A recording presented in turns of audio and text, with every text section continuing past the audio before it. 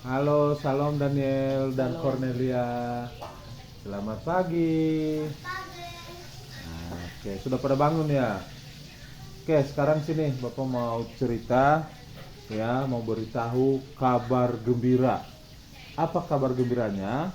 Yaitu Bapak mau cerita bagaimana rencana Tuhan untuk menyelamatkan semua umat manusia yang sudah jatuh dalam dosa di dunia ini.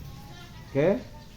Nah, yang pertama Bapak mau cerita bahwa pada mulanya Tuhan menciptakan segala isi bumi ini mulai dari hari pertama sampai hari ke-6. Nah, di hari ke-6 Tuhan ciptakan yaitu manusia.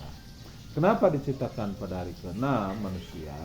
Karena untuk sebelum manusia diciptakan, maka semua keperluan kebutuhannya, tempat tinggalnya Tuhan siapkan terlebih dahulu, baru manusianya diciptakan.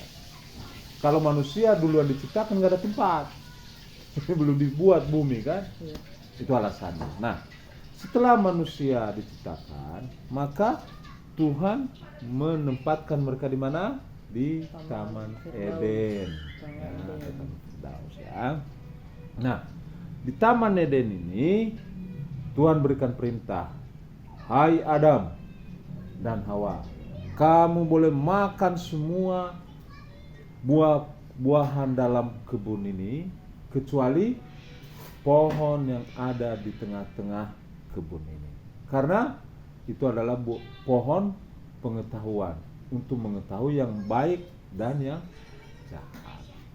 Oke, setelah berjalannya waktu, suatu saat datanglah si penggoda, yaitu ular.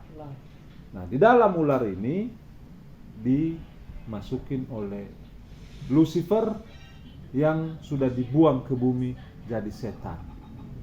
Ya, karena sombong, mau menyamakan diri dengan Tuhan. Akhirnya Tuhan kutuk dan buang ke bumi jadi setan.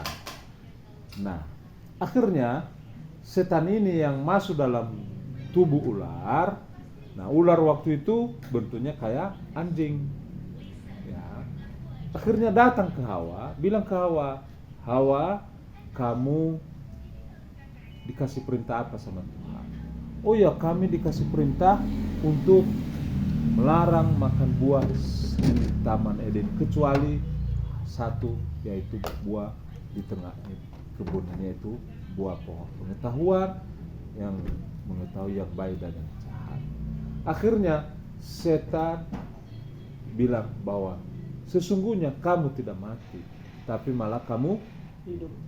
Akhirnya tergodalah si Hawa. Nah, akhirnya Hawa ambil dah dimakan. Setelah dimakan, wah enak banget. Akhirnya dibawa ke suaminya Adam. Ya. Nah, akhirnya Adam juga lihat enak, akhirnya dimakan. Nah, di saat sudah mereka makan, mereka terbuka pikiran mereka. Mata rohani mereka mati, tapi jasmani mereka hidup. Akhirnya mereka melihat, kok kita telanjang. Nah, akhirnya baru mereka tahu malu. Akhirnya setelah itu mereka bersembunyi. Nah, mereka menutupi kemaluan mereka dengan daun-daunan. Akhirnya Tuhan datang, bilang, hai manusia, di mana engkau? Akhirnya mereka bilang, iya Tuhan, kami ada di sini. Nah, akhirnya, kenapa kamu begitu? Nah, karena kami sudah memakan buah yang kau larang. Siapa yang nyuruh? Itu Hawa yang kau berikan bagiku. Jadi Abraham menyalahkan Hawa. Adam menyalahkan Hawa. Nah, terus Hawa juga nggak mau disalahin. Oh bukan Tuhan, itu si ular yang menyuruh aku. Akhirnya ya Tuhan marahlah. Akhirnya dia kutuklah ke tiga-tiganya. Kutuk yang pertama kepada Adam, yaitu Susah mencari makan. biarlah engkau bersusah payah mencari makananmu. dan di saat engkau makan, biarlah engkau berkeringat. Makanya orang yang saat ini, bapak-bapak, susah mencari makanan, ya, karena sudah jatuh dalam dosa. Yang kedua, kepada Hawa dia mengutuk apa? Yaitu di saat engkau bersalin atau melahirkan, engkau harus mengalami kesakitan. Nah, maka sekarang ibu-ibu kalau melahirkan, ya, belum melahirkan aja udah sakit-sakitan.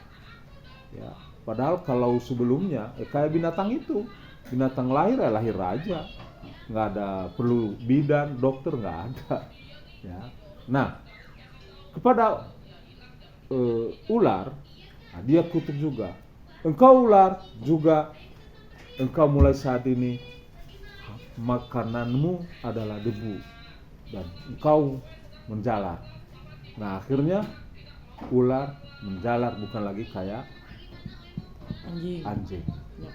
Nah, atau binatang berkaki 4. Nah setelah itu baru Tuhan bilang, keluarlah dari kebun ini.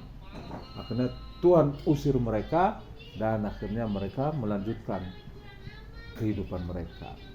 Dan akhirnya Adam dan Hawa dan iblis, Tuhan memberikan hukuman bagi mereka, yaitu bahwa keturunanmu manusia akan dipatok oleh ular, dan keturunan ular juga akan diinjak oleh keturunan manusia. Maka mulai sekarang ini sampai saat ini, begitu lihat ular, niat manusia itu selalu ingin bunuh. Juga ular, begitu dia anak manusia, dia juga ingin patok.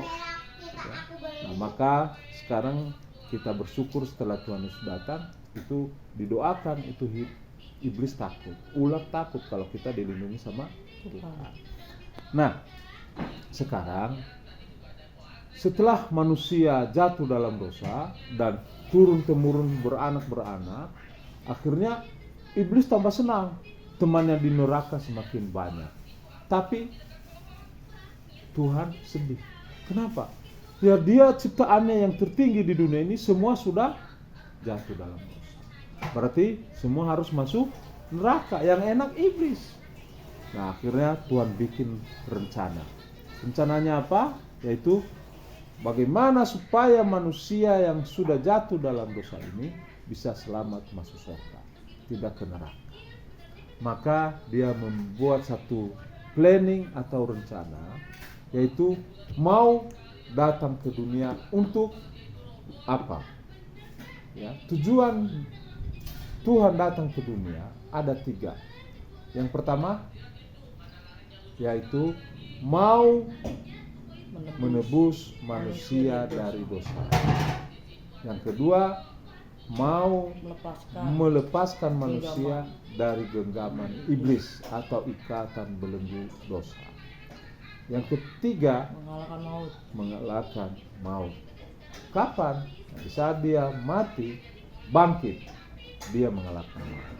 Itulah tujuan Tuhan datang ke dunia.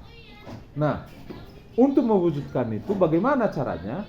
Ya dia harus datang ke bumi dan lahir sebagai manusia. Dia menjelma sebagai manusia, padahal dia Tuhan. Ya. Nah, karena kalau dia tidak lahir sebagai manusia, bagaimana dia bisa menggantikan manusia untuk mati? Nggak bisa. Harus menjadi manusia. Kenapa? Karena yang diselamatkan adalah manusia. Kalau yang diselamatkan hewan, ya dia harus jadi hewan. Nah, maka kenapa dia harus jadi manusia? Karena dia mau menyelamatkan manusia, menebus manusia dari dosa-dosanya. Oke.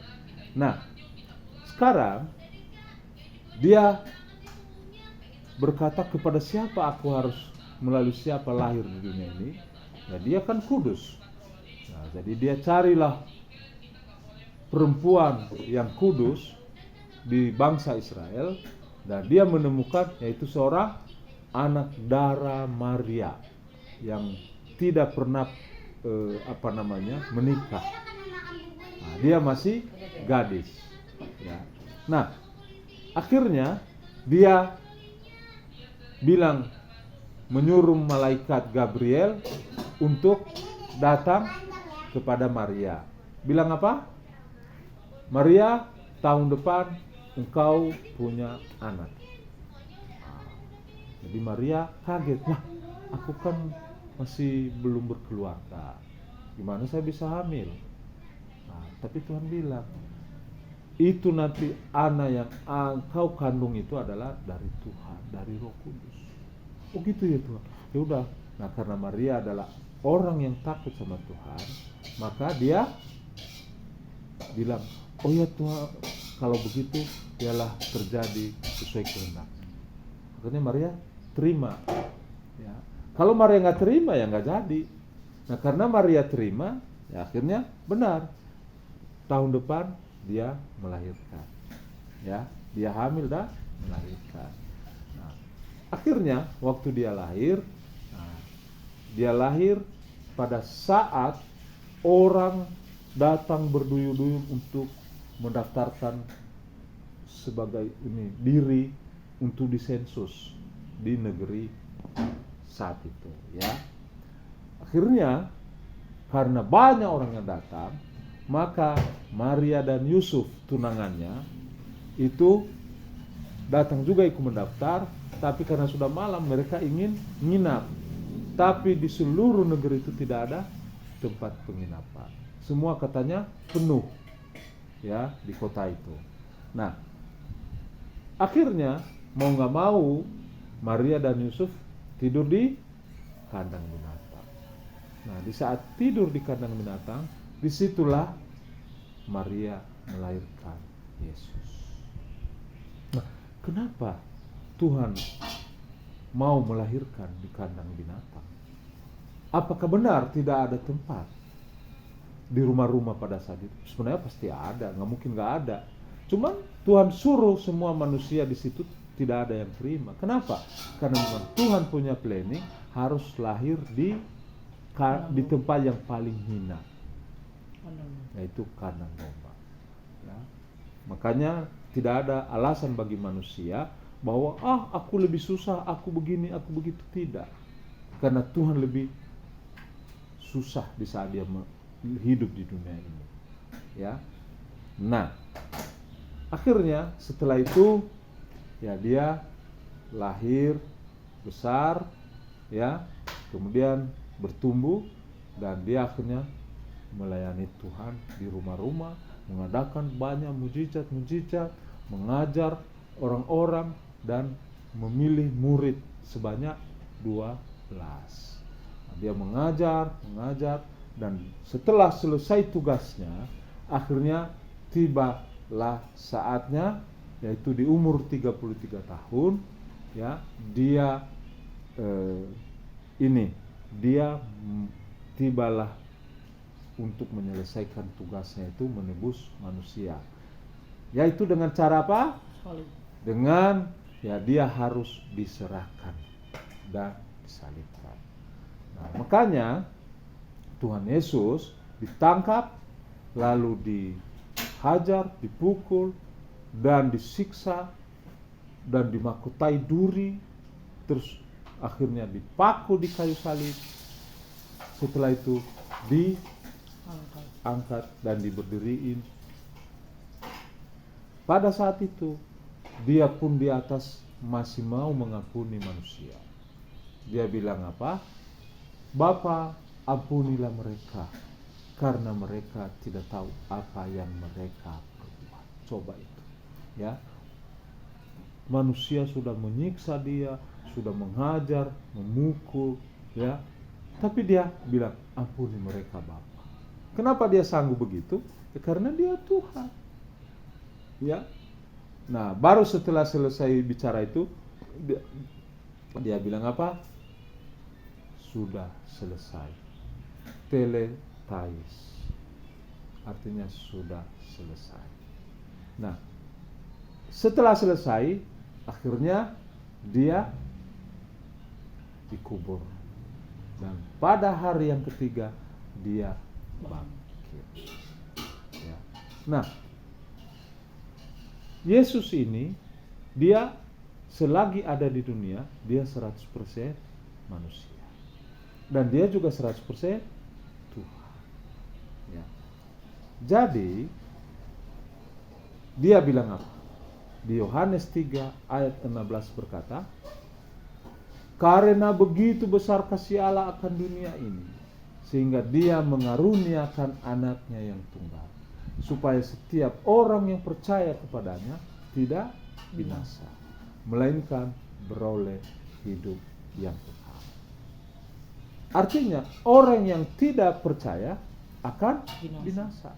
Tapi orang yang percaya dan menerimanya akan selamat, ya, hidup kekal, masuk dalam kerajaan surga. Nah, jadi kenapa Yesus dibilang satu-satunya yang bisa menyelamatkan manusia? Ada jawabannya.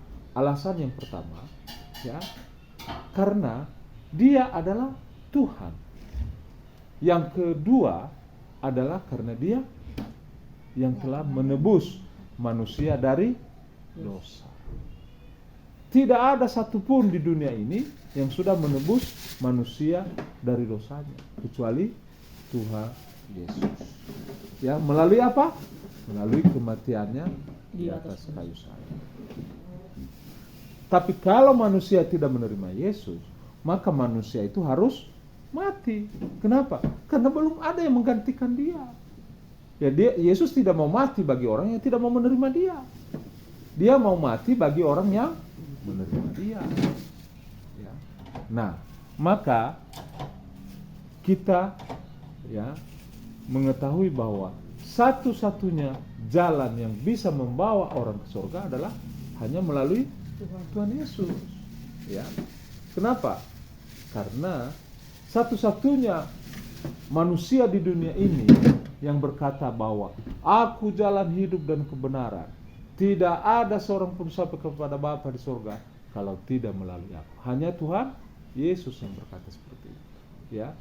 Yang ketiga, ya, Alkitab juga berkata bahwa satu-satunya keselamatan hanya di dalam Tuhan, yaitu di Kisah Rasul 4 ayat 12. Dia bilang apa? Dan keselamatan tidak ada di dalam siapapun juga, sebab di bawah kolong langit ini tidak ada nama lain yang diberikan kepadanya yang olehnya memperoleh keselamatan, kecuali di dalam Dia, yaitu di dalam Tuhan Yesus. Jadi tidak ada keselamatan di luar Tuhan Yesus. Amin. Nah, sekarang bagaimana manusia yang sekarang ini ada di dunia ini? Ya, kalau mau selamat hanya ada satu cara, yaitu harus terima Tuhan Yesus. Tapi kalau engkau tidak terima Tuhan Yesus, jangan harap bisa selamat. Nah, kalau tidak selamat, berarti tidak bisa masuk surga. Kalau tidak masuk surga, tempatnya di mana? Neraka. Ya, jadi Tuhan memberikan pilihan, mau masuk surga atau mau masuk neraka. Terserah, Tuhan gak paksa. Cuman Tuhan bilang, kalau engkau mau masuk surga, berarti kamu harus percaya kepada Yesus dan terima Dia sebagai Tuhan dan Juru Selamat. Tapi kalau engkau tidak mau terima, berarti tempatmu pasti neraka. Nah, nanti kapan? Nah, nanti Yesus datang di dunia pertama. Kedatangan yang pertama adalah untuk menebus manusia dari dosa-dosanya, melepaskan manusia dari genggaman iblis, dan mengalahkan maut. Dan kedatangan yang kedua adalah untuk menghakimi orang yang hidup dan yang mati. Jadi nanti saat Dia datang, Dia akan menghidupkan orang yang dalam kubur sudah mati, yang sudah jadi kerangka, nanti akan terbentuk daging jadi manusia kembali. Dan manusia yang hidup dihakimi semua. Jadi satu persatu nanti akan dihakimi. Ya. Kamu sudah terima Yesus apa belum? Kalau belum, berarti sebelah kiri. Kalau sudah, berarti sebelah kanan. Yang sebelah kiri masuk neraka, yang sebelah kanan masuk surga. Nah, mulai saat ini ya, kita harus menentukan kita masuk di mana, yaitu masuk surga tentunya. Nah, sekarang kita supaya bisa, syaratnya supaya bisa selamat harus terima Tuhan Yesus. Berarti harus pertama percaya dulu dan terima Tuhan Yesus. Ya kan? Nah, setelah terima Tuhan Yesus, berarti kita harus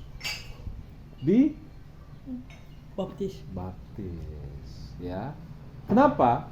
Karena untuk menghapus dosa kita harus disuci, harus dicuci. Cuci pakai apa? Cuci pakai air. Ya. Nah, berarti cuci pakai air berarti harus dibaptis melalui ditenggelamkan. Ya. Nah, kenapa harus dibaptis? Ya, karena dosa-dosa kita ini ya kita harus disucikan. Nah, bagaimana syarat supaya bisa dibaptis? Syaratnya adalah harus manusia itu bertobat dan memberi diri dibaptis. Bukan dipaksa, tapi bukan diajak-ajak, tapi memberi diri dibaptis. Nanti ada ayat-ayatnya semua. Ya.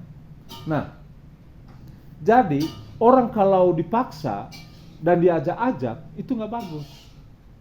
Nanti suatu saat dia bisa balik lagi berdosa lagi.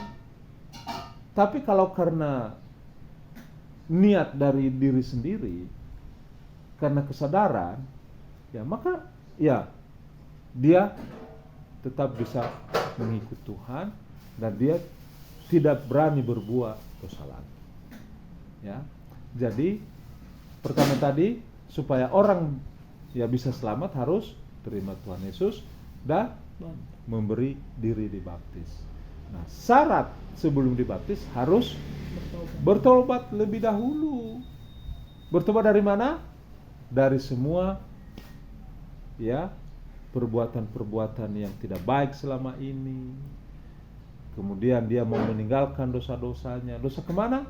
Dosa kepada Tuhan, dosa kepada orang tua, dosa kepada saudara-saudara, dosa kepada teman-teman. Nah, kita minta ampun.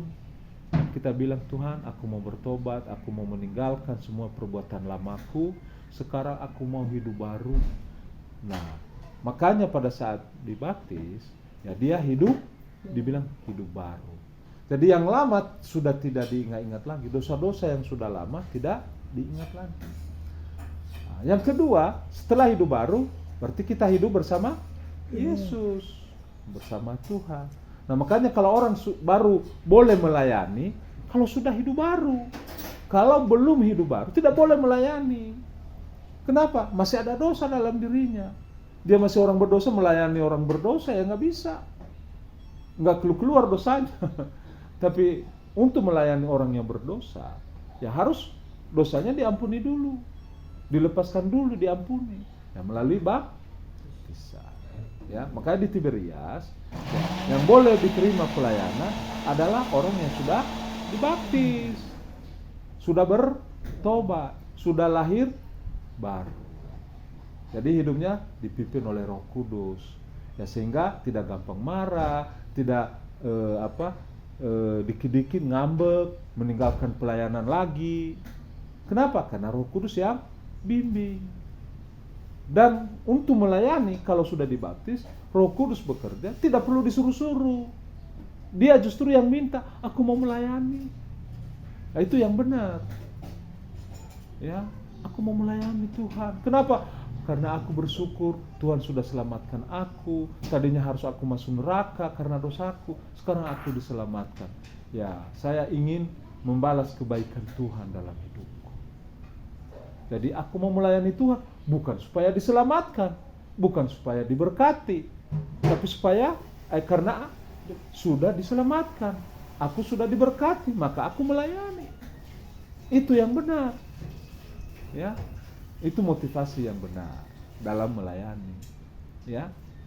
Nah, jadi Bapak bilang ke Daniel, kamu umur berapa sekarang? 14. Sudah 14. Nah, syarat Mau 14. baru mau 14 ya. Nah, syarat untuk dibaptis itu minimal umur 12 tahun. Berarti Daniel sudah bisa belum? Sudah bisa, ya. Nah, sekarang setelah Daniel dengar apa yang Bapak ceritakan ini, menurut Daniel, ya, bagaimana? Kapan Daniel sudah paham semua kan? Nah, ada pertanyaan dulu? Nggak ada ya, udah jelas ya. Nah, sekarang ya di Tiberias sudah membuka pendaftaran untuk dibaptis, yaitu tanggal 26 April ini. Nah, sekarang Bapak mau nanya ke Daniel, ya, Daniel sudah siap untuk hidup baru atau belum? Ya, sudah siap dibaptis atau belum? Ya, Daniel mau hidup bersama Tuhan atau tidak? Ya kan? Nah, itu semua harus kesadaran, bukan karena disuruh-suruh, bukan karena diajak-ajak, tapi harus karena kesadaran sendiri. Lebih enak mana, dipaksa atau kesadaran sendiri?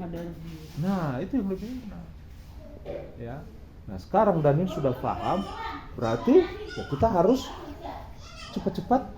Lebih senang mana? Cepat dosanya dihapus atau tidak? Pas. Ya, berarti harus memberi diri secepat mungkin. Ya kan?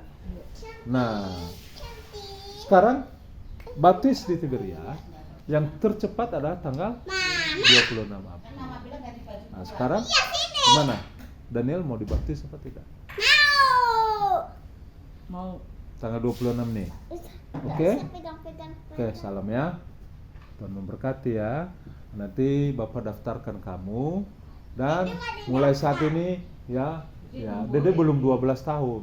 Ya, kalau yang sudah 12 tahun baru boleh ya. Tapi Dede mulai sekarang ya harus rajin ke Tuhan dulu ya, supaya sampai 12 baru dibaptis ya, SMP ya, kayak kakak Daniel. Sampai SMP kelas 2. Oke, ya itu ya. Nanti Bapak daftarin. Nah, tugas kamu ya mulai rajin berdoa dan minta ampun. Kan tadinya syaratnya harus bertobat dan diberi diri dibaptis. Nah, mulai sekarang nanti kamu doa-doa, Tuhan, apa yang selama ini aku sudah lakukan, aku minta ampun Tuhan. Ya, ampuni Daniel. Sekarang mohon Roh Kudus-Mu pimpin aku, tuntun aku, berikan aku kekuatan dan kemampuan untuk melakukan firman Tuhan, taat kepada orang tua dan lebih kepada Tuhan. Ya. Dan aku sekarang Tuhan sebagai anak sekolah, berikan aku kesehatan, berikan kepintaran, kecerdasan, supaya aku boleh mendapatkan nilai yang bagus, bisa menjadi juara 1, bahkan boleh mendapatkan beasiswa dalam nama Tuhan Yesus. Itu doa saya Tuhan. Sekarang terima aku Tuhan, aku mau dibaptis, mau hidup baru, mau nurut sama Tuhan, supaya aku sukses, aku berhasil dalam hidupku ini dan berkenan kepada Tuhan. Dan kalau nanti sudah selesai dibaptis, ya saya minta layakkan aku untuk boleh melayani pekerjaan Tuhan. Oke? Tuhan berkati.